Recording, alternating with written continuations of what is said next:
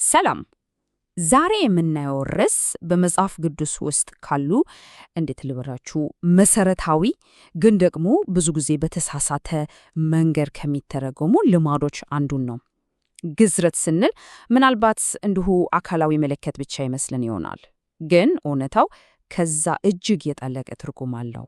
እናም ዛሬ ከጥላው ወደ እውነታው የሚደረገውን ጉዞ አብረን እንጀምራለን። እሺ፣ እስቲ ወደዚህ ጉዳይ እንግባ። መነሻችን ይሄ ከባድ ምንም ማለፍ የሌለው ትእዛዝ ነው እና የነቱ በደንብ መያዝ አለብን። ለምን? ምክንያቱም በብሉይ ኪዳን አካላዊ ግዝረት ምን ያህል ምንም አይነት መደራደሪያ የሌለው ጥብቅ ነገር እንደነበር ያሳየናል።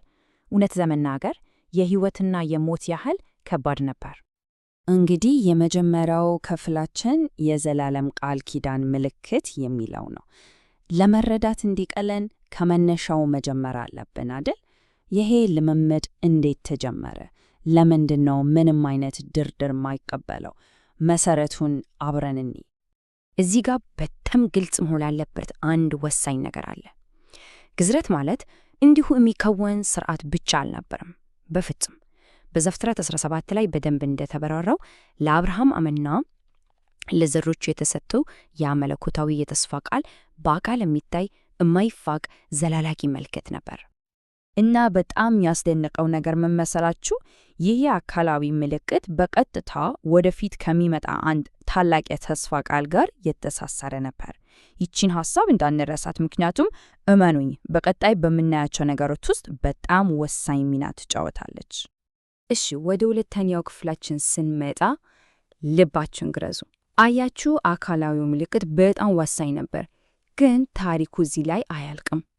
ቀስ በቀስ ሐሳቡ እየዳበረ ሄደ። አካላዊ ድርጊቱ ብቻውን በቂ እንዳልሆነ ግልጽ እየሆነ መጣ። እስቲ ያንን እንመልከት። እና እዚህ ጋር ወሳኝ ጥያቄ ይነሳል። ግን አካላዊው ምልክት ብቻውን ሁሉ ነገር ነው ወይ? ይሄ ጥያቄ ነገሮችን ሙሉ ለሙሉ ይቀይራቸዋል። ትኩረታችንን ከውጭ ከሚታየው ነገር ወደ ውስጥ ወደ ልብ እንድናዞር ያደርገናል። እዚህ ላይ ነው ነገሮች ጥልቅ መሆን የሚጀምሩት። ይሄ ጥቅስ ዋው! ሐሳቡ እንዴት እየተለወጠ እንደመጣ በጣም ግልጽ ያደርግልናል። ነቢያት ብቅ አሉና ቆይ፣ ውጫዊ ታዛዥነት ብቻውን በቂ አይደለም ማለት ጀመሩ። ትክክለኛው ለውጥ፣ እውነተኛው ለውጥ ከውስጥ መምጣት አለበት የሚል ጥያቄ ማንሳት ጀመሩ። ቅዱሳት መጽሐፍ ደግሞ ይህንን ዘይቤ ወስዱ በጣም አስፍተውታል። ያልተገረዘ ልብ ወይም ያልተገረዘ ጆሮ የሚሉ ሐሳቦች እናገኛለን። ይህም ማለት የእግዚአብሔርን ቃል መስማት የማይችል ለመንፈስ ቅዱስ እሺ የማይል ልብ ማለት ነው። ይህ መንፈሳዊ አመፀኝነትን ለመግለጽ የሚያገለግል በጣም ኃይለኛ ምስል ነው። እሺ፣ ሶስተኛው ክፍላችን ላይ ደርሰናል። ጠላው እና የተስፋው እውነታ። አሁን እዚህ ጋር ነው ነገሮቹ በደንብ መያያዝ የሚጀምሩት። ያ አካላዊ ድርጊት እውነት ምንን ነበር ሲያመለክት የነበረው? ከትክክለኛው መንፈሳዊ ዓላማው ጋር የምናገናኝበት በጣም ወሳኝ ምዕራፍ ላይ ነው። እስቲ ነጥቦቹ ልናገናኝ ጫተው። ሁሉም ነገር የሚጀምረው ከዘፍጥረት 3:15 ነው። እዛ ጋር ክፋትን እድል የሚያደርግ የሴቲቱ ዘር እንደሚመጣ ቃል ተገብቶ ነበር። ከዛ ዘፍጥረት 17 ላይ ደግሞ ያ ዘር በአብርሃም በኩል እንደሚመጣ ተነገረ። ስለዚህ ምን ማለት ነው? ከአብርሃም ጋር የተደረገው ቃል ኪዳንም ሆነ የግዝረት ምልክት ያንን የመጀመሪያውን ታላቅ የተስፋ ቃል ለመፈጸም የተወሰደ አንዱ ወሳኝ እርምጃ ነበር ማለት ነው። ሁሉም ነገር ይያያዛል። ስለዚህ ወሳኙ ነጥብ ይሄ ነው። መላው ስርዓቱ በራሱ ፍጻሜ አልነበረም፣ በፍጹም። ይልቅስ ወደፊት ወደሚመጣ አንድ ታላቅ ነገር ወይም ደግሞ ወደ አንድ ሰው እያመለከተ ነበረ፣ ምልክት ነበር። አራተኛው ክፍላችን በክርስቶስ አዲስ ፍጥረት መሆን። አሁን ጉዟችን ዋናው መዳረሻው ላይ ደርሷል። ያ ጥላ ብለን ስንጠቅሰው የነበረው የድሮ ልማድ ለአዲሱ ኪዳን ደማቅ እውነታ ቦታውን የሚለቅበት ነጥብ ላይ ነን። ክርስቶስ ሲመጣ እንግዲህ ሁሉም ነገር ግልጽ ሆነ። የጥላው ዘመን አበቃ፣ እውነተኛው ትርጉም ተገለጠ። ስለዚህ በብሉይ ኪዳን አካላዊ ግዝረት የነበረው በአዲስ ኪዳን መንፈሳዊ ጥምቀት ሆነ። የማንነት ምልክቱ በሰው እጅ ከሚደረግ ነገር ወደ ልብ መለወጥ ተሸጋገረ። ቆላስይስ ምዕራፍ 2 ላይ ይሄ ነገር በደንብ ተብራርቷል።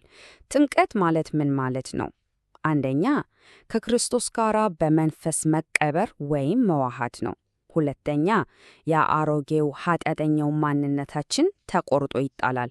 ሶስተኛ በአዲስ ሕይወት እንድንኖር ከክርስቶስ ጋር አብረን እንነሳለን። እውነተኛው መንፈሳዊው ግዝረት ማለት ይሄ ነው። ይሄ ጥቅስ ከዚህ በላይ ምን ማለት ይቻላል? ለውጡን በሙሉ በአንድ አረፍተ ነገር ያጠቃልለዋል። ዋናው ነገር መገረዝ ወይም አለመገረዝ አይደለም። ያ አይደለም ጥያቄው።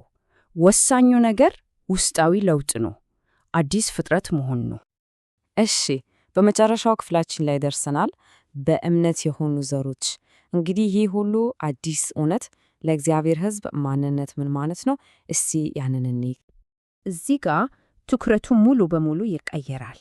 የአብርሃም ዘር የሚለው ነገር ትርጉሙ ይለወጣል።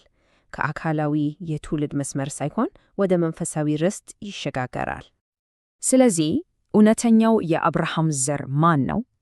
በአካላዊ ልደት የሚወሰን አይደለም። በውጪ ብቻ ሳይሆን በውስጥ አይሁዳዊ የሆነ ነው። በመንፈስ የተገረዘ ልብ ያለው ነው።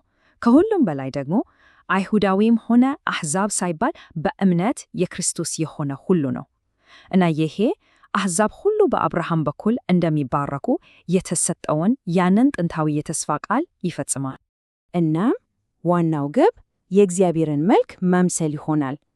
መጀመሪያ ላይ የትሪ ለእስራኤል ነበረ። አሁን ግን በክርስቶስ በኩል ለሁሉም ክፍት ሆኗል። ስለዚህ ይህ ሁሉ የመጽሐፍ ቅዱስ ትረካ የሰው ልጅ ወደ ተፈጠረበት ዋና ዓላማው እንዴት እንደሚመለስ የሚያሳይ ታሪክ ነው።